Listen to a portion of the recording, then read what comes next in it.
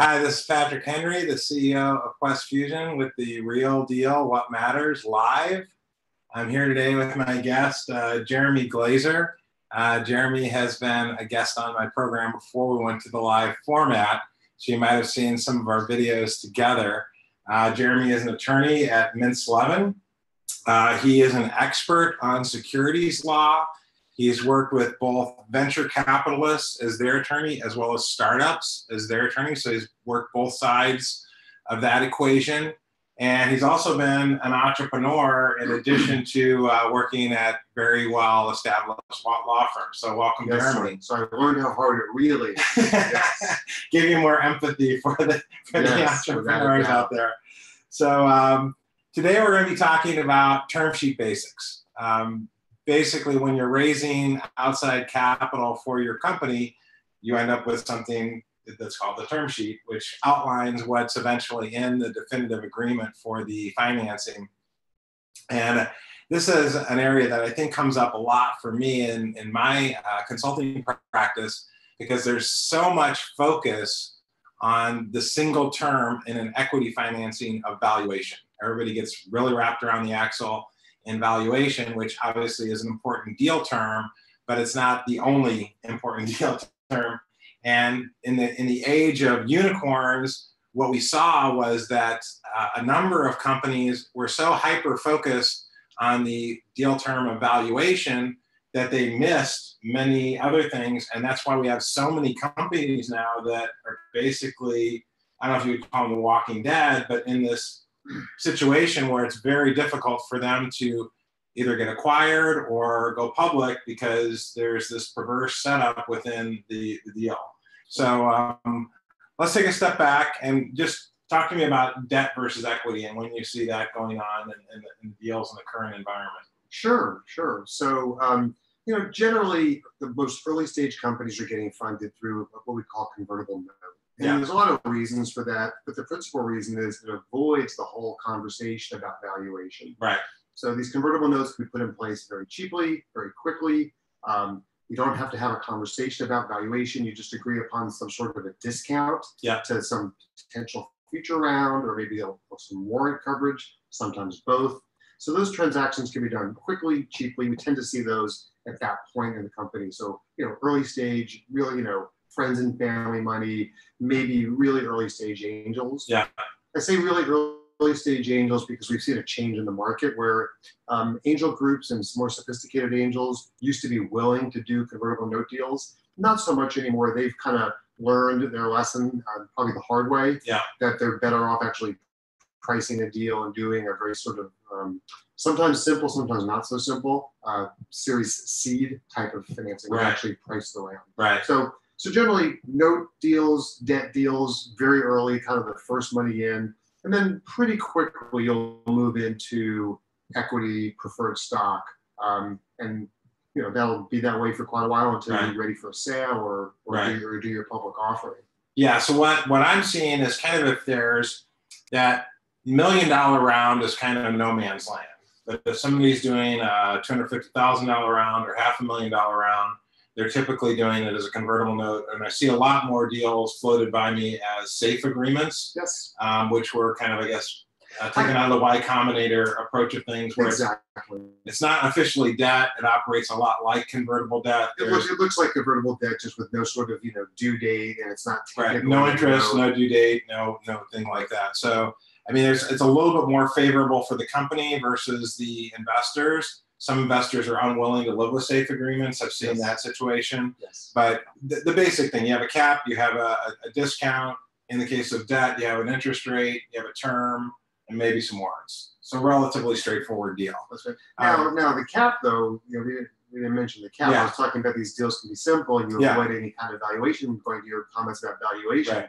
The minute you put a cap into it, in effect, what's happened is you've had a conversation now about valuation. Exactly. So it takes away some of the ease and simplicity, and it creates issues. And we could get way complicated if we won't, but once you have a valuation cap, a whole bunch of other conversations start to come out. So what happens if you hit the valuation cap? What happens? Can you get shares in preferred or in common? Right. It just gets very complicated. So it used to be the good old days. Notes were very simple. They become more complex. Yeah. Okay. So at what point, does that cap kind of lead you creepingly into doing a preferred equity round? Well, I think it does. And I think this is one of the reasons why we've seen more of these Series C, kind of a very simple preferred stock. What do I mean by very simple? I mean, literally the only right that you give the investor is what's called a liquidation preference. What does that mean? That means that if the company ever gets sold or goes out of business, that investor gets their money back first. Right. And if you keep it real simple, so it's just what we call a 1x return, meaning that if I sell the company, no matter what price I sell the company for, you investor are guaranteed to at least get back your money, maybe sometimes plus a simple interest rate, but that's what you get unless it's a more favorable deal for you to convert into equity, into common equity, in which case you would do that to get more money. Right. But if you just give that one simple right and you avoid all the other complexities, you can actually do a preferred stock financing for not much more money than a note. Now, that sounds great in theory. Right. Unfortunately, in practice, investors kind of get a little carried away, in my view. I kind of miss the good old days. I'm talking the good old days based on my gray hair here. We're talking like the 80s, the 80s good old days, where investors really understood that, look, this early stage investing, either I'm going to make a fortune or I'm losing it all. And there's really no in between. Right. So spending tens of thousands of dollars of legal fees to try to protect my downside is a complete waste of time. Right. Make the investment. I have a 1x, protects me in case something funny happens. Right. But I'm probably going to convert and make a bunch of money. And everything else, registration rights and blocking rights and co-sale rights and all this complexity that we tend to see in venture deals didn't used to find its way into these early stage deals. Right.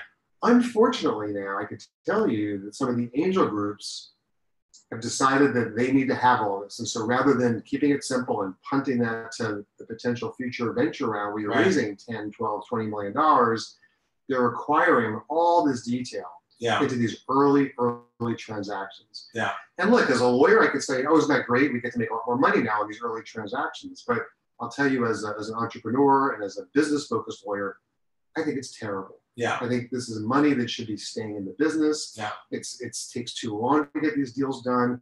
And so I urge early stage investors to really rethink their mentality and understand it's a high risk investment. Right. You're not going to protect the downside protection you're going to put in is not going to matter.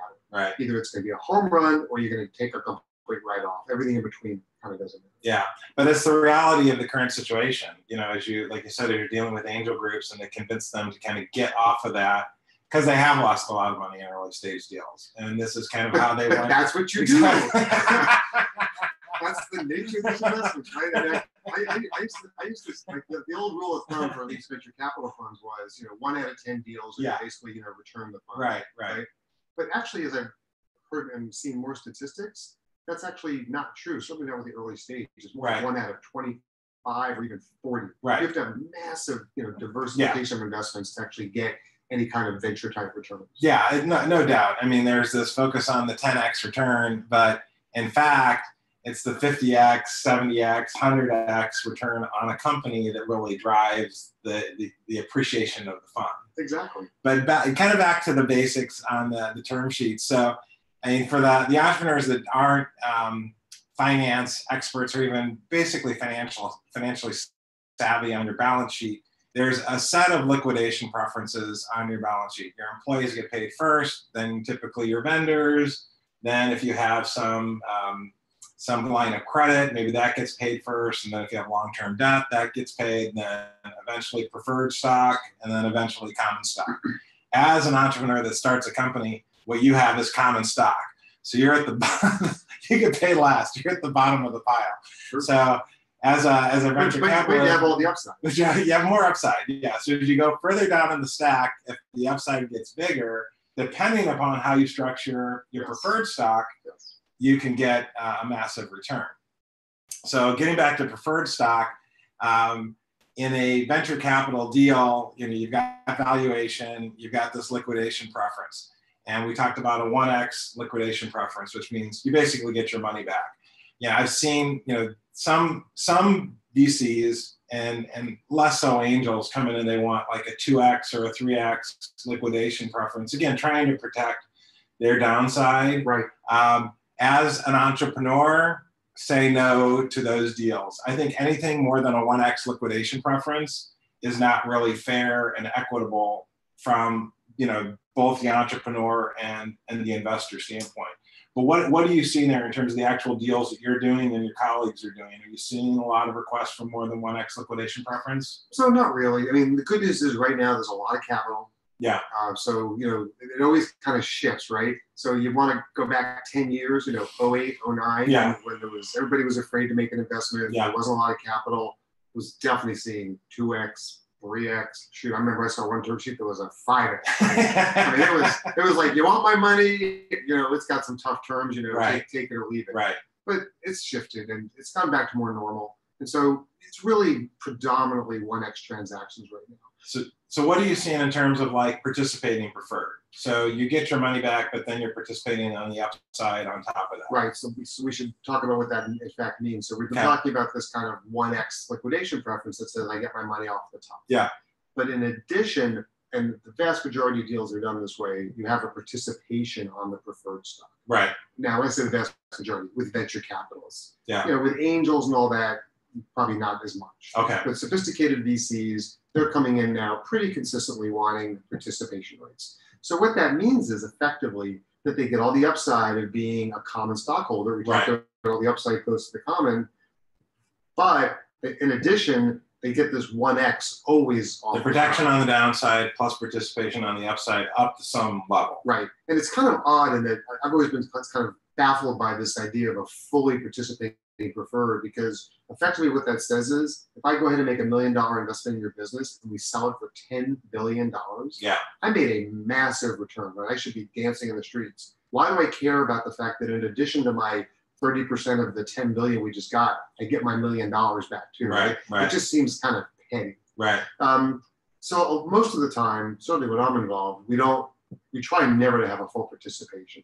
We'll try to cap that participation. Right. So that if the venture capitalist gets twice their money back or 3 times their money back would be on the outside. Yeah. Then that liquidation preference, that $1 million we just talked about, it goes away because you've made a great return. You don't need to put on top of that, keeping that $1 million extra all the time. Yeah. When the deal is successful. Yeah. I mean, in companies I've been involved with, both on the advisory side as well as companies I've ran, if you get in excess of like a 3x participating preferred, and what that basically means is this is as you can stay in preferred stock and get the upside before converting to common. So there becomes this decision point where it's like, I'm better off converting to common. If that decision never needs to be made because you're making so much money by staying in preferred, that sets a perverse, mechanism within your balance sheet. From my perspective, you never convert. There's no reason to, because you're always going to get all that upside. Plus, you still get your initial investment or even a multiple. Yeah, and you're doing subsequent rounds of financing. The later guys are also going to want additional goodies too. So it becomes something that you got to be disciplined about this. Even when you're doing a Series A, is I'd say 1x liquidation preference, maybe a 3x participating preferred before you convert to common. And this really is only the case if you're in an M&A transaction, if you're selling the company, because there's a forced conversion when you go public. Correct. Everybody has to be converted into common. Is that right? It is. It has some limitations. It usually is based on like a minimum price or a minimum amount of proceeds from the IPO. So you have to make sure that it's a number that you can hit in the initial public offering, because if you don't, then there's a negotiation. I've been involved in those negotiations where companies have tried to go public, they didn't hit the price point or they didn't hit the gross proceeds number. Right. And then there's a negotiation. You can imagine what that negotiation is, right? Yeah. It's the preferred stockholder who knows that they're now in control with their handout saying, right, pay me a little bit more and maybe I'll go ahead and convert it to commons and do the IPO. Right. And they'll kind of take more ownership. Yeah. So we were very fortunate because we had excellent attorneys working on our deal. When we took Entropic public, we had a provision within our Series A, B, and C that had that, but there was a willingness from our investors to relinquish control of that to our board of directors. Wonderful. Which, I mean, in the heat of the battle, especially when we took Entropic public, I mean, it was the midst of the subprime meltdown.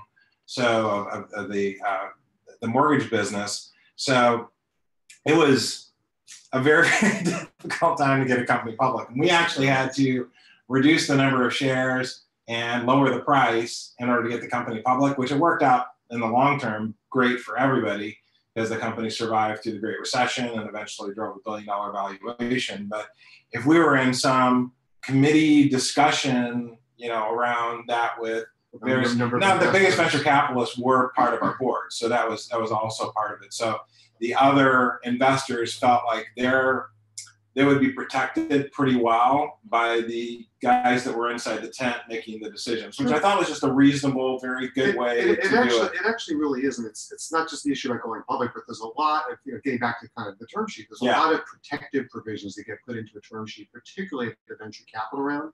And one of the things that we really do emphasize to entrepreneurs is, if you can move that decision to the board level rather than to the stockholder level, it's a lot easier, it's a lot faster. There are some things, unfortunately, that the investors are going to insist stay at the stockholder level, and we could get into a whole big discussion about fiduciary duties, all that, but that's not term sheet basics. That's term sheet advanced, like advanced plus. That's like PhD level. Yeah. So that's where you have to make sure you have an excellent attorney when working with you on your side of the table as you're dealing with this, and somebody that, like Jeremy, has done seed rounds. They've done Series A, B, C, B1, B2, Series E. They've taken companies public. They've gone through a lot of M&A. You really want somebody that's kind of worked all those different types of transactions. Can I jump in on the valuation thing? So there's one thing when you were talking about valuations that I think are important, and it kind of goes to term sheets, but it even goes more broadly. I want to tell a little story. Okay, great. This kind of illustrates how valuation really gets overly focused on. Absolutely. So we had a company that had a great M&A transaction. They came to us with a businessman's term sheet that had an incredible valuation on the sale of this business. And my first reaction was, wow, that's fantastic. Congratulations, you're getting that price. Yeah. But as I dug into this businessman's term sheet, what I saw is they didn't really nail down some of the issues. And this was a transaction that was being structured as what's called a limited liability company. Right. So you have an operating agreement, and usually in these agreements, you have different levels of payout. You have kind of preferred payouts, you have junior payouts. And I pointed out to the client, I said, look, it's great that you negotiate this great valuation, but you don't know what this operating company is going to look like if they were getting equity interest in this combined company, not cash. You don't really know what you're getting. And they were like, what do you mean? We're getting X hundred millions of dollars in this equity. I'm like, well, let's try to negotiate this term sheet and get more clarity. They didn't want to do it. I get this a lot. They're afraid, oh, it's going to queer our deal. Yeah. We'll deal with it later when we get the definitive agreements. I gave them all the warnings. The definitive agreements show up, and lo and behold, the purchaser has all of their shares senior to their shares, right? So that they get out of this deal with a fabulous return before my guys see a penny. Right. At which point I turned to my guys and said, look, on that structure, I'll value your company at $1 billion. Yeah. I'll tell you you're getting $10 billion of equity. I don't care. Right. I get my great return. I'm out. Yeah. Whatever's left is all you get. Right. Yeah. So this valuation was effectively a scam. Right. And we had to renegotiate the whole transaction. Yeah. So a long way of saying that even in almost every context, whether it's an M&A transaction or it's a venture deal, right, overly focusing on valuation and not paying attention to the terms is always a bad idea. Yeah. So there's always this concern with especially founders of a company of losing control of your company, which I always tell them, if you raise $1 from somebody else, you may not lose control, but you have influence. And then as soon as you get institutional investors involved, like venture capitalists, you're doing a deal with somebody where you are going to give up a substantial amount of control of your company, even if they don't own a majority stake, because there's these other deal terms related to blocking rights, related to corporate governance. Give me kind of your top 3 that a founder or an entrepreneur needs to consider when they're raising outside capital from somebody that, say, wants a board seat or wants, to have more influence on what ultimately happens with the company when a liquidity event happens. Sure. Well, look, I think I'm going to maybe take a step back. I always get concerned when people get overly focused on this whole control issue, right? Right. And I can't tell you how often entrepreneurs sit down with me and say, oh, I don't want to bring in a venture capitalist, or I don't want to bring in these angels because I'm going to be giving up control. Right. And I always want to use these opportunities to tell entrepreneurs don't focus on, oh, I'm giving up control. The minute your brain goes in that direction, you're going to start not only making bad decisions about structuring the deal, but you're going to make bad decisions about operating the business, bad decisions about how you're going to be communicating with these investors. And I've seen it happen over and over again. You're going to end up ultimately creating the situation where the fact that you gave up control results in you being escorted out the door. Right. If you focus on the right things, which is find a venture capitalist, find an angel investor who actually shares your values, right, who you really think can provide great insight for you as you build your business. Focus on that. Focus on creating value for both of you. That's what you should be putting your attention on. Yeah. And if you do that, the fact that they have control over certain items isn't going to matter. Right. So that said, every transaction you do with any kind of a sophisticated investor is going to require that you can't sell the company without their approval. Yeah. Now, again, and that's called a blocking right. It's called a blocking right on the sale. That the preferred stock has kind of a separate vote as to whether or not you can sell the business. Yeah. Now, again, that's term sheet basics. We can get the term sheet, PhD level, right, where I've negotiated metrics and minimums, and so with that block right goes away, right? So again, it goes a lot to who has the negotiating power. Yeah.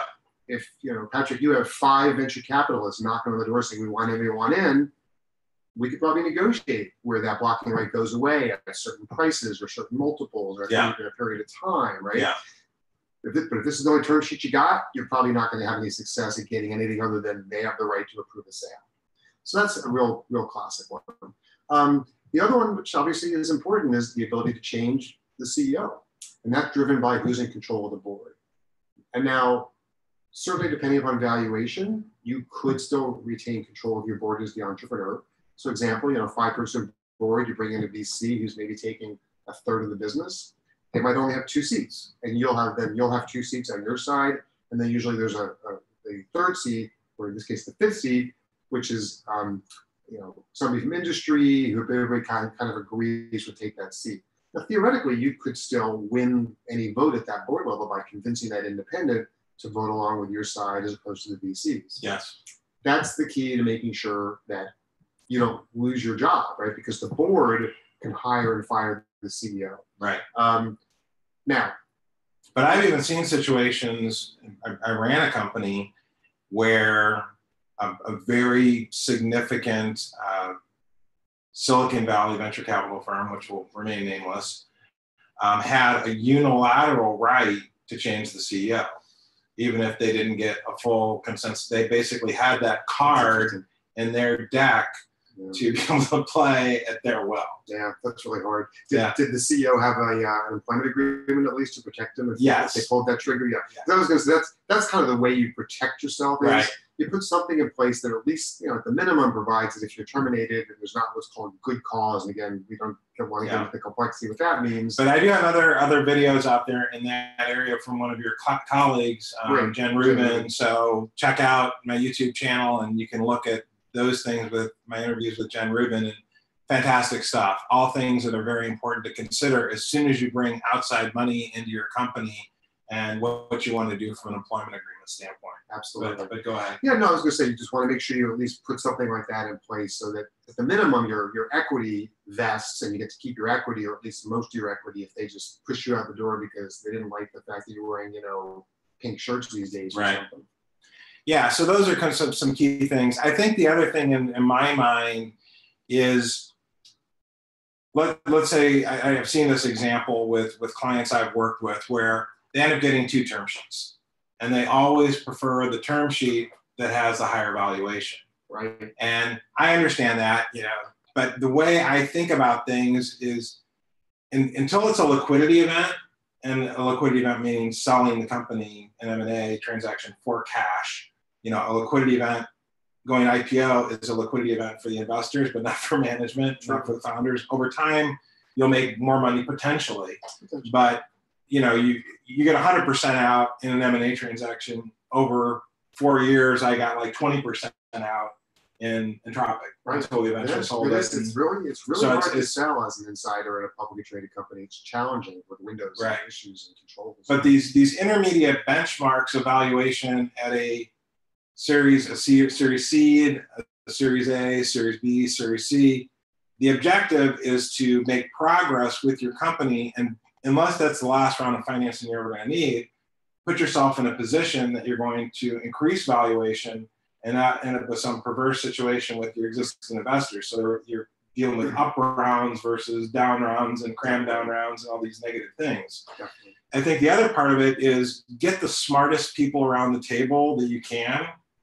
And if you have an investor that comes in with a higher valuation, but they have no domain expertise, they have no technical expertise, they have no connections, depends on the gap, in valuation. Sure. But if they're slightly higher, I would always go with the smart money investor, because they can actually add value, and somebody that will partner with you and make you better and make your company better. And make your company ultimately more valuable. Exactly. Right? So it's always like the classic, right? Do you want to know 100% of something worth $10 million or 10% of something worth $10 billion? Right. Easy question. Yeah. But I think people get overly focused on that issue, especially early stage, where you really should be thinking more about how do I build value in this company so that my stake is worth the most, 5, 8, 10 years from now. Exactly. Not how do I make sure that I maintain the biggest percentage of something, because it really depends on what the something is. Exactly.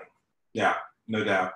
So any, closing tips or thoughts about these topics for the entrepreneurs out there? Well, this is probably self-serving, but, as you probably can tell from this conversation, this is not for, do-it-yourself at home crowd, right? Not LegalZoom.